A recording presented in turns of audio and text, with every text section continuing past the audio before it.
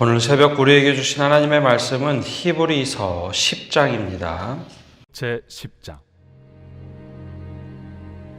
율법은 장차 올 좋은 일의 그림자일 뿐이요 참 형상이 아니므로 해마다 늘 드리는 같은 제사로는 나아오는 자들을 언제나 온전하게 할 수 없느니라. 그렇지 아니하면 섬기는 자들이 단번에 정결하게 되어 다시 죄를 깨닫는 일이 없으리니 어찌 제사 드리는 일을 그치지 아니하였으리요. 그러나 이 제사들에는 해마다 죄를 기억하게 하는 것이 있나니 이는 황소와 염소의 피가 능히 죄를 없이 하지 못함이라. 그러므로 주께서 세상에 임하실 때에 이르시되 하나님이 제사와 예물을 원하지 아니하시고 오직 나를 위하여 한 몸을 예비하셨도다. 번제와 속죄제는 기뻐하지 아니하시나니 이에 내가 말하기를 하나님이여 보시옵소서. 두루마리 책에 나를 가리켜 기록된 것과 같이 하나님의 뜻을 행하러 왔나이다 하셨느니라. 위에 말씀하시기를 주께서는 제사와 예물과 번제와 속죄제는 원하지도 아니하고 기뻐하지도 아니하신다 하셨고 이는 다 율법을 따라 드리는 것이라. 그 후에 말씀하시기를 보시옵소서 내가 하나님의 뜻을 행하러 왔나이다 하셨으니 그 첫째 것을 폐하심은 둘째 것을 세우려 하심이라. 이 뜻을 따라 예수 그리스도의 몸을 단번에 들이심으로 말미암아 우리가 거룩함을 얻었노라.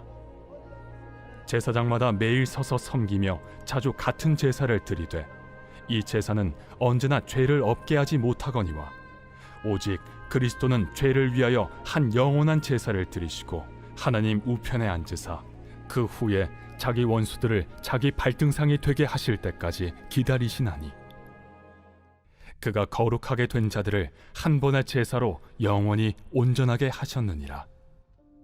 또한 성령이 우리에게 증언하시되 주께서 이르시되 그날 후로는 그들과 맺을 언약이 이것이라 하시고 내 법을 그들의 마음에 두고 그들의 생각에 기록하리라 하신 후에 또 그들의 죄와 그들의 불법을 내가 다시 기억하지 아니하리라 하셨으니 이것들을 사하셨은즉 다시 죄를 위하여 제사 드릴 것이 없느니라. 그러므로 형제들아 우리가 예수의 피를 힘입어 성소에 들어갈 담력을 얻었나니 그 길은 우리를 위하여 휘장 가운데로 열어놓으신 새로운 살길이요 휘장은 곧 그의 육체니라. 또 하나님의 집 다스리는 큰 제사장이 계심에 우리가 마음의 뿌림을 받아 악한 양심으로부터 벗어나고 몸은 맑은 물로 씻음을 받았으니 참 마음과 온전한 믿음으로 하나님께 나아가자. 또 약속하신 이는 미쁘시니 우리가 믿는 도리의 소망을 움직이지 말며 굳게 잡고 서로 돌아보아 사랑과 선행을 격려하며 모이기를 패하는 어떤 사람들의 습관과 같이 하지 말고 오직 권하여 그날이 가까움을 볼수록 더욱 그리하자.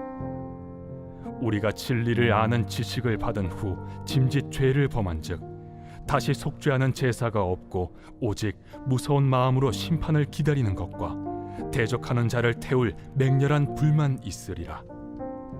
모세의 법을 폐한 자도 두세 증인으로 말미암아 불쌍히 여김을 받지 못하고 죽었거든. 하물며 하나님의 아들을 짓밟고 자기를 거룩하게 한 언약의 피를 부정한 것으로 여기고 은혜의 성령을 욕되게 하는 자가 당연히 받을 형벌은 얼마나 더 무겁겠느냐.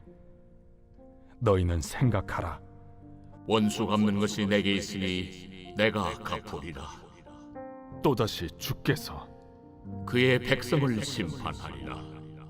말씀하신 것을 우리가 아노니 살아계신 하나님의 손에 빠져 들어가는 것이 무서울진저 전날에 너희가 빛을 받은 후에 고난의 큰 싸움을 견디어낸 것을 생각하라. 혹은 비방과 환난으로서 사람에게 구경거리가 되고 혹은 이런 형편에 있는 자들과 사귀는 자가 되었으니 너희가 갇힌 자를 동정하고 너희 소유를 빼앗기는 것도 기쁘게 당한 것은 더 낫고 영구한 소유가 있는 줄 알미라. 그러므로 너희 담대함을 버리지 말라. 이것이 큰 상을 얻게 하느니라. 너희에게 인내가 필요함은 너희가 하나님의 뜻을 행한 후에 약속하신 것을 받기 위함이라. 잠시 잠깐 후면 오실 이가 오시리니 지체하지 아니하시리라. 나의 의는 믿음으로 말미암아 살리라. 또한 뒤로 물러가면 내 마음이 그를 기뻐하지 아니하리라. 하셨느니라. 우리는 뒤로 물러가 멸망할 자가 아니요 오직 영혼을 구원함에 이르는 믿음을 가진 자니라. 오늘 새벽에도 하나님의 은혜와 축복이 함께 하시기를 바랍니다. 우리 신앙에는 오늘 말씀에 이제 그림자 신앙이 있고 실제 하는 신앙이 있다라고 얘기합니다. 그림자 신앙은 말 그대로 그림자라는 것은 실체가 없죠. 어떤 실체가 있었고 빛이 비춰서 그림자가 땅에 이렇게 드리워집니다. 그래서 그림자 신앙이라고 하는 것은 실체는 없는데 제도와 행위를 반복해서 이거 이렇게 하면 주님께서 원하시는 일을 하겠다라고 인정받는 노력으로 하는 신앙을 말합니다. 그래서 내가 열심히 노력하면 그 노력의 대가로 주님이 인정해 주시고 내가 열심히 무엇인가 하면 그것 때문에 하나님께서 우리를 용서하시겠다라고 하는 거죠. 그래서 그림자 신앙은 형체가 없습니다. 그림자가 있는데 아무리 열심히 거기에다가 장식을 한다 할지라도 실체가 움직이거나 사라지면 그림자 역시 사라지게 돼 있죠. 그래서 중요한 것은 이제 그림자 신앙, 즉 내 노력으로 열심히 만들어 놓은 허상을 따르지 않는 겁니다. 근데 우리가 기본적으로 종교심이 있으면, 즉 우리 안에 종교심이 있기 때문에 그림자 신앙을 갖고도 무엇인가 열심히 노력합니다. 근데 실체가 나타나면 그 순간 그림자는 아무런 의미가 없게 되죠. 구약의 예배를 바로 이제 그림자와 같은 구약의 예배, 구약의 율법이라고 얘기합니다. 그 그림자는 실체가 나타나면 사라질 수밖에 없는 거죠. 그래서 1절에 뭐라고 얘기하느냐? 이렇게 이야기합니다. 율법은 장차 올 좋은 일의 그림자일 뿐이요 참 형상이 아니므로 해마다 늘 드리는 같은 제사로는 나아오는 자들을 언제나 온전하게 할 수 없느니라. 그럼 구약의 사람들, 구약을 가지고 있는 히브리인들에게 율법이 그림자다. 그거 이제 우리가 이해를 할 수 있습니다. 이제 말씀을 보면 그들이 가지고 있는 게 그림자였구나. 따라서 구약의 율법과 구약의 제사는 장차 올 것에 대한 그림자다. 그러면 우리는 그럼 그림자 신앙을 가지고 있지 않는가? 우리가 말씀을 볼 때 특히 이제 히브리서와 같은 말씀은 히브리인들, 즉 유대인들을 위해서 쓰여졌기 때문에 이건 그럼 유대인들을 위해서 하는 말씀이지 라고만 생각을 하면 우리에게 적용할 것이 없습니다. 그럼 우리는 그림자처럼 믿고 따르는 것은 혹시 없는지 라고 말씀을 묵상하고 우리 안에 좀 적용을 해봐야 합니다. 구약이 얼마나 구약 성경이 두껍습니까? 옛 언약. 근데 이제 그들이 오랫동안 믿고 수천 년 동안 해왔던 것이 그림자 신앙이다. 매번 번제를 드리고 소제를 드리고 화제, 화목제, 속건제를 드렸는데 그것이 그림자 신앙이라고 하면 우리에게도 이제 그림자 신앙을 가질 수 있다라는 거죠. 내 노력으로, 내 인간적인 방편으로 하는 것은 그림자 신앙입니다. 근데 이제 그림자 신앙이 언제 없어지느냐? 예수 그리스도가 오면 이제 그 그림자 신앙이 없어지게 되어 있습니다. 근데 그럼 그 그림자 신앙은 아무런 의미가 없는 거냐? 아니요. 거기에 이제 어떤 노력들이 있었냐면 매번 그렇게 피제사를 드렸습니다. 그리고 5절의 말씀을 보면 이렇게 말씀하시죠. 그러므로 주께서 세상에 임하실 때에 이르시되 하나님의 제사와 예물을 원하지 아니하시고 오직 나를 위한 한 몸을 예비하셨도다. 그거 이제 그림자 신앙을 폐지하기 위해서 한 몸을 예비하신 것이 바로 예수 그리스도입니다. 그래서 예수 그리스도가 오시면 이제 그림자 신앙은 폐지해야 하는데 우리가 이제 그것을 비춰볼 때 우리에게 가지고 있는 그림자 신앙은 뭔가? 그림자 신앙과 실제하는 신앙이 뭐가 다르냐면 관계입니다. 관계. 우리가 그림자 신앙을 계속 반복해도 그림자와는 우리가 어떤 관계를 맺을 수가 없죠. 친분 관계가 있을 수 없습니다. 그림자니까요. 근데 예수 그리스도를 믿는다는 것은 이제 실제로 우리가 인격적인 관계를 맺고 하나님과 동행하는 삶을 산다는 거죠. 그래서 예수님이 왔을 때 그러면 어떤 일이 벌어지느냐? 9절과 10절에 이렇게 말합니다. 그 후에 말씀하시기를 보옵소서 내가 하나님의 뜻을 따라 행하러 왔나이다 하셨으니 첫째 것을 폐하시면 둘째 것을 세우려 하심이라. 이 뜻을 따라 예수 그리스도의 몸을 단번에 들이심으로 말미암아 우리가 거룩함을 얻었느니라. 오랫동안 그렇게 구약시대에 예배를 드렸는데 이제 그것 그림자를 폐하시겠다. 그리고 실제 되는 예수님을 보내시겠다. 그래서 둘째 것을 세우려 하심이라. 그래서 우리가 성경을 읽다 보면 첫째 아담과 둘째 아담 이야기를 하죠. 바로 이제 그것과 같은 맥락입니다. 첫째 아담은 실패했지만 둘째 아담은 우리를 구원하시기 위해서 오신 예수 그리스도다. 그래서 이제 구약의 예배가 중요한 이유는 그래도 그림자 나름대로 의미가 있다는 겁니다. 우리가 그렇게 해야 되니까. 그래서 구약에 그렇게 예배를 드렸던 것이 이제는 폐지가 되고 예수님이 단번에 직접 대제사장이 되고 속죄물이 되셔서 그 몸을 드림으로 우리가 그걸 믿을 때 없다라고 하면 안 되고 그걸 믿을 때 우리가 이제 거룩함을 받았다라는 겁니다. 구약의 예배에서 제일 중요한 것은 하나님께 피제사를 드림으로 우리가 하나님께 나아갈 은혜를 받는 겁니다. 예배를 안 드리면 하나님께 나아갈 수가 없죠. 구약의 피제사를 드림으로 내 죄가 순간적으로 용서해주고 하나님께 나아갈 수 있는 은혜를 받는 겁니다. 즉 내가 정결해졌다, 즉 거룩해졌다라는 거죠. 근데 우리가 예수 그리스도께서 단번에 속죄제가 되시고 대제사장으로 하나님께 예배를 드렸기 때문에 우리가 그걸 믿을 때 거룩하게 되었다. 우리는 이걸 다른 표현으로 우리가 그래서 죄 용서를 받고 거룩하게 되었다라고 하는 거죠. 그래서 이제 그 이후에 무엇을 얘기하느냐? 17절과 18절에 보면 이렇게 말합니다. 또 그들의 죄와 그들의 불법을 내가 다시 기억하지 아니하리라 하셨으니 이것들을 사하셨은즉 다시 죄를 위하여 제사 드릴 것이 없느니라.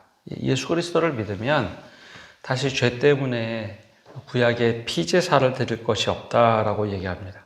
그래서 우리는 이것을 보고 이제 교리적으로 이렇게 얘기하죠. 예수님이 내 죄를 위하여 대신하여 십자가에 죽으시고 부활하셨다. 죄의 용서를 받는다라는 겁니다. 자, 그러면 여기 그리스도인들이 가지고 있는, 우리가 가지고 있는 함정 하나가 있습니다. 여러분, 예수 믿으면 죄 용서 받죠? 그렇죠? 예수님 믿으면 우리가 죄 용서를 받습니다. 죄 용서 받았으니까 우리가 마음대로 살아도 될까요? 용서받았기 때문에 이제 마음대로 살아도 될까? 그게 이제 우리가 가지고 있는 가끔가다 착각하는 오해입니다. 죄 용서를 받는다, 예수님 때문에 죄 용서를 받았다라고 하는 것은 하나님과의 관계가 회복됐다라는 겁니다. 우리가 죄의 자녀로 살다가 하나님의 자녀로 살지 못하다가 예수님의 그 단 한 번의 십자가의 사건으로 죄 용서를 받았다는 것은 하나님과의 관계가 회복되었다, 즉 하나님의 자녀가 되었다라는 겁니다. 예를 들어서 어떤 아이를 입양을 했다라고 한다면 입양은 바로 이제 관계를 설정하는 거죠. 내 자녀가 되었다. 근데 이 아이가 잘못해요. 그러면 내 자녀가 됐기 때문에 이 아이가 잘못을 해도 그냥 내버려두고 그냥 이 아이가 마음대로 살도록 내버려둔다. 그러면 입양한 아이를 내 자녀로 생각하는 것이 아니라 남처럼 생각하는 거겠죠. 잘못하면 때로는 꾸짖고 바르게 살도록 이야기를 해줘야죠. 우리가 예수님으로 인해서 죄 용서함을 받았다. 그러면 그것은 하나님과의 관계, 죄의 자녀에서, 죄의 종에서 하나님과의 관계가 회복됐다라는 것을 믿는 겁니다.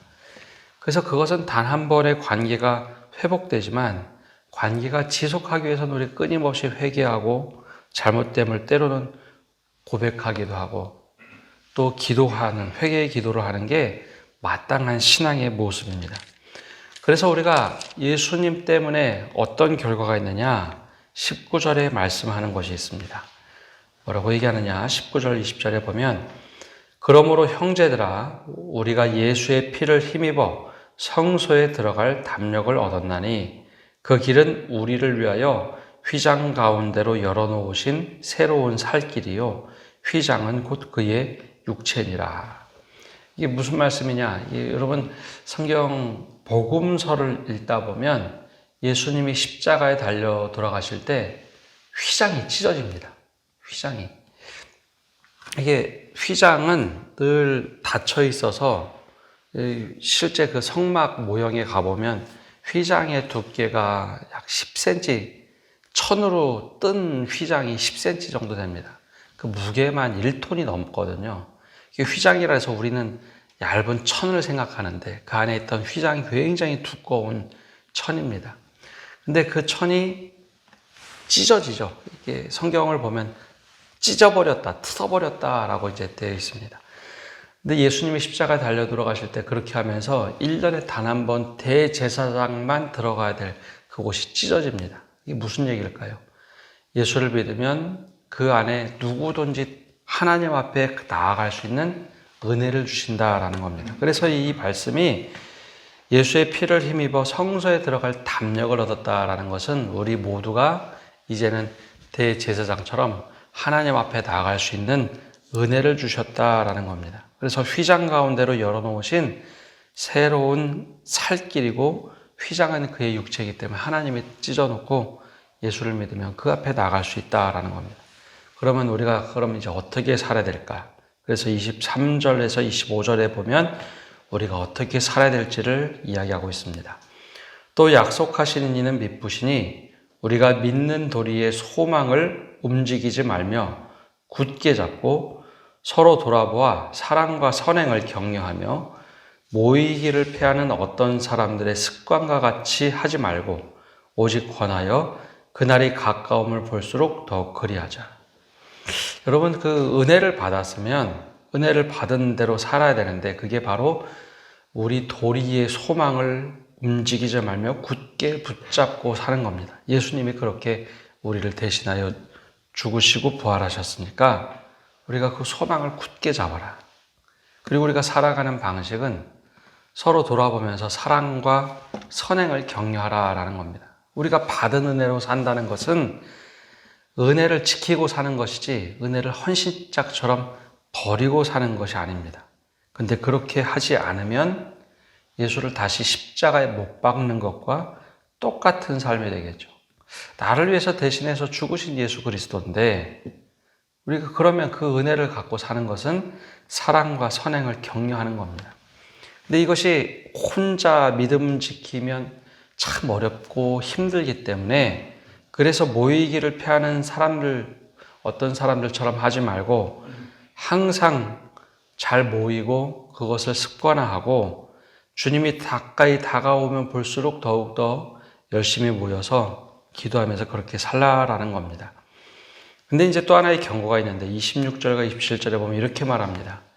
우리가 진리를 아는 지식을 받은 후 짐짓 죄를 범한 즉 다시 속죄하는 제사가 없고 오직 무서운 마음으로 심판을 기다리는 것과 대적하는 자를 태울 맹렬한 불만이 있으리라.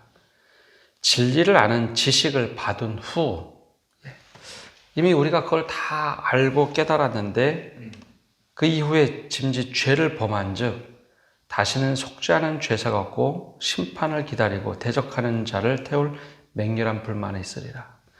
여러분 은혜를 받고 성령을 거스린다라는 바울의 이야기와 똑같은 이야기입니다.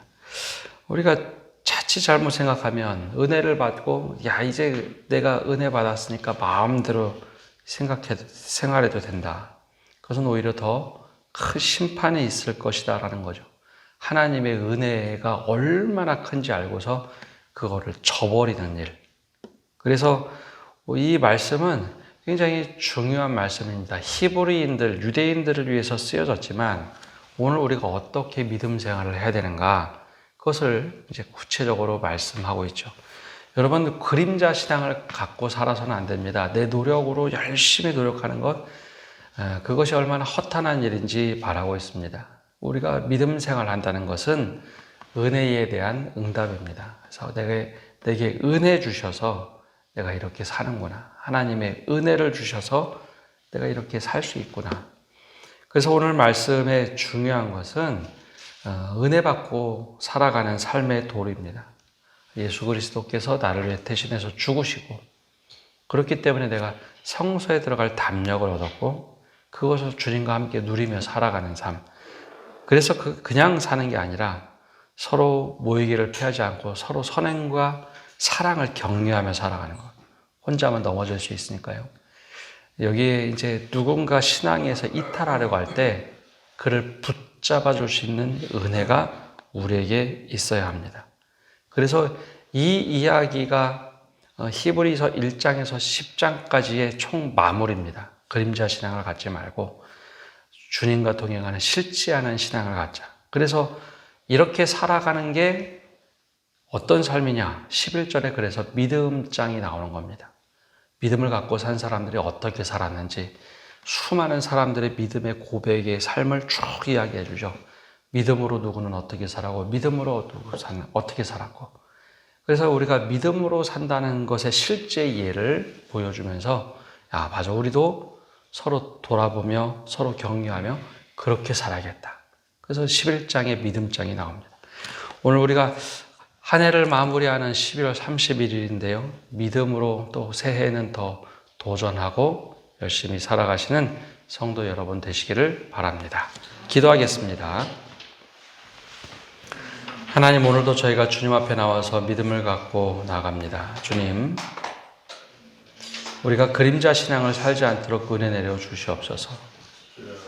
실제는 없고 내 열심히 노력으로 그림자 위에 치장을 하고 이것이 얼마나 아름다운가, 내 노력으로 인정받는 그 신앙이 아니라 예수님의 피에 힘입어 성소에 들어갈 담력을 얻는 그 믿음을 갖게 하여 주옵소서.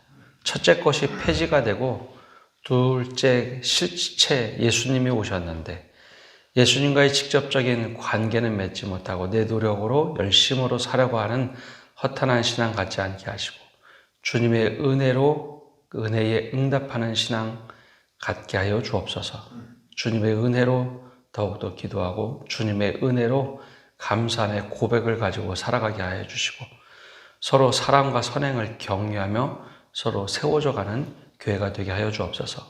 헐뜯고 비난하고 누군가를 끄집어내리는 그런 신앙을 갖고 있을 때 오늘 말씀처럼 진리를 한번 알고 그것에 져버리는 신앙 때문에 잘못된 모습 때문에 맹렬히 불타는 그 심판을 받지 않게 하시고 하나님의 은혜로 서로 격려하며 모이기를 피하지 않는 그런 온전한 믿음 갖고 있어서 하나님이 기뻐하시는 믿음의 사람 되게 하여 주옵소서. 오늘 한 날도 모든 것을 주님께 맡겨드립니다. 올 한 해 마무리도 믿음으로 마무리하게 하시고 한 해의 시작도 은혜로 시작할 수 있는 저희 되게 하여 주옵소서. 예수님의 이름으로 기도합니다. 아멘.